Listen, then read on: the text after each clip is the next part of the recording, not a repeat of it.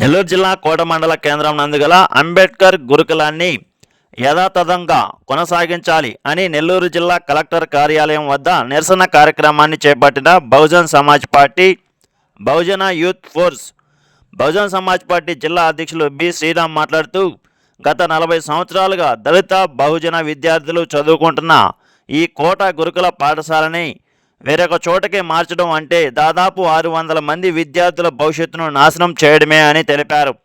దాసరి అశోక్ కాంబ్లే మాట్లాడుతూ, డాక్టర్ బాబాసాహెబ్ అంబేద్కర్ గారు పేద ప్రజలు చదువుకోవడం వల్లే ఈ పేదరికం నుండి ఉన్నత శిఖరాలకి చేరతారని, ఈ చీకటి బ్రతుకుల నుండి వెలుతురు వైపు పయనిస్తారని, అజ్ఞానం నుండి విజ్ఞానం వైపు నడుస్తారని, అందుకే డాక్టర్ బాబాసాహెబ్ అంబేద్కర్ భారత రాజ్యాంగంలో ఈ విద్యా హక్కు అనేది ప్రాథమిక హక్కుల్లో చేర్చారని వెల్లడించారు.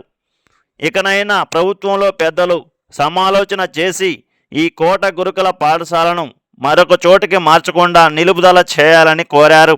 లేని పక్షాన బహుజన్ సమాజ్ పార్టీ ఆధ్వర్యంలో రాష్ట్ర వ్యాప్తంగా ఉద్యమాన్ని చేపడతామని హెచ్చరించారు. ఈ కార్యక్రమంలో నెల్లూరు జిల్లా బహుజన్ సమాజ్ పార్టీ నాయకులు, కార్యకర్తలు, బహుజన స్టూడెంట్స్ అధిక సంఖ్యలో పాల్గొన్నారు. బహుజన సమాజం విముక్తి కోసం భారతదేశంలో ఒక పెద్ద ఎత్తున పోరాటాన్ని నడిపినటువంటి బాబాసాహెబ్ అంబేద్కర్ ఆ బహుజనుల పక్షాన నిలబడి అజ్ఞానంలో ఉన్నటువంటి, అంధకారంలో ఉన్నటువంటి, బానిసత్వంలో ఉన్నటువంటి, భయంలో ఉన్నటువంటి ప్రజల్ని విముక్తి చేయడం కోసం ఒక రాజీ లేని పోరాటాన్ని నడిపి అజ్ఞానం నుండి జ్ఞానంలోకి, బానిసత్వం నుండి స్వేచ్ఛలోకి, భయం నుండి సాహసంలోకి, అంధకారం నుండి వెలుగులోకి తీసుకొచ్చినప్పుడు ఈ దేశంలో స్వాతంత్రం అంటే సమాజంలో ఉన్న చిట్ట చివరి మనిషికి అవకాశం రావడమే స్వాతంత్రం.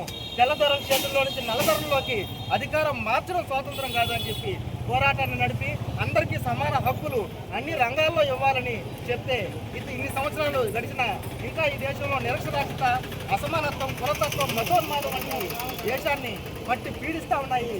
కాబట్టి ఆ అంబేద్కర్ అందించినటువంటి education is most powerful weapon in the world అని ఆయన చెప్తే ఆ విద్య ద్వారా దళితులు ఎదిగే క్రమంలో ఆ విద్యను కూడా కోల్చడం కోసం ఈరోజు రాష్ట్ర వ్యాప్తంగా 3 సెంటర్ ఫర్ ఎక్సలెన్స్ని ఏర్పాటు చేస్తుంటే 3 కూడా దళిత విద్యార్థులు చదివే ఎస్సీ గురుకుల పాఠశాలని ఎత్తేయడం అంటే వీళ్ళు రాజకీయ చైతన్యం చెందుతూ ఉన్నారు. వాళ్ళని అణచడం కోసం ఒక పద్ధతి ప్రకారం కూటమి ప్రభుత్వం ప్లాన్ చేసింది. దాన్ని మేము యావత్ బహుజన సమాజం ముక్త కంఠంతో ఖండిస్తున్నాం. ఇది వెంటనే ప్రభుత్వం పునరాలోచించకపోతే మేము రాష్ట్ర వ్యాప్త ఉద్యమానికి తెరలేపుతామని తెలియజేస్తూ జై భీమ్.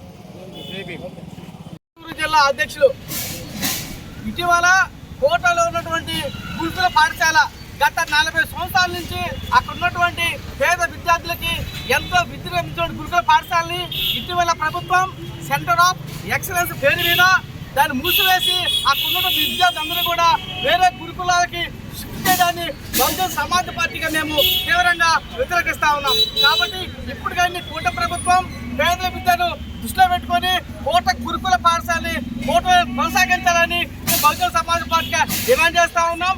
కోట గురుకుల పాఠశాలని కోట కొనసాగించబోతే ఈ ఉద్యమాన్ని మరింత ఉధృతంగా రాష్ట్ర వ్యాప్త ఉద్యమంగా చేపడతామని తెలియజేస్తా ఉన్నాం.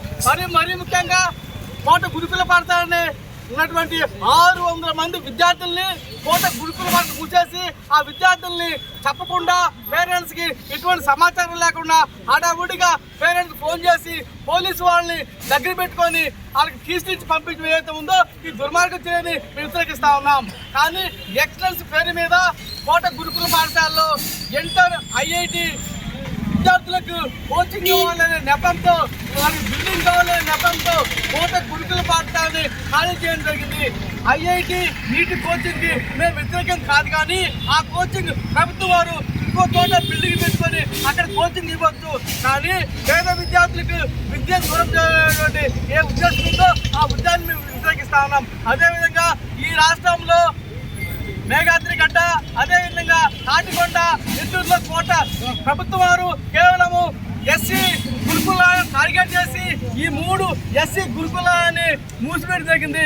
కాబట్టి మేము బహుజన్ సమాజ్ పార్టీ ప్రభుత్వాన్ని అడుగుతా ఉన్నాం, ఈ కూటమి ప్రభుత్వాన్ని అడుగుతా ఉన్నాం.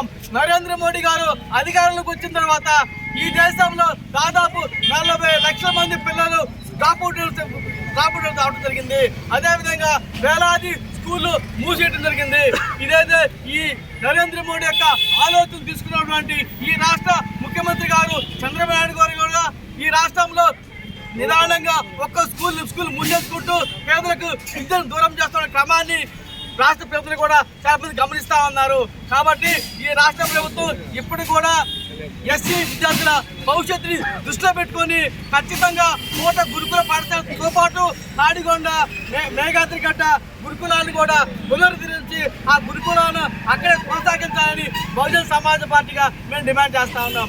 అదేవిధంగా పేదలకి విద్య ఉద్యోగాలు దూరం చేయాల ఆలోచనతో 1996లో ఈ రాష్ట్రానికి ముఖ్యమంత్రి చంద్రబాబు నాయుడు గారు వచ్చినప్పటి నుంచి ఎక్కడా లేని విధంగా అవుట్ సోర్స్ కాంట్రాక్ట్ బేస్లకి ఆద్యం పోసి నిరుద్యోగులకి ఉద్యోగాలు లేకుండా చేశాడు.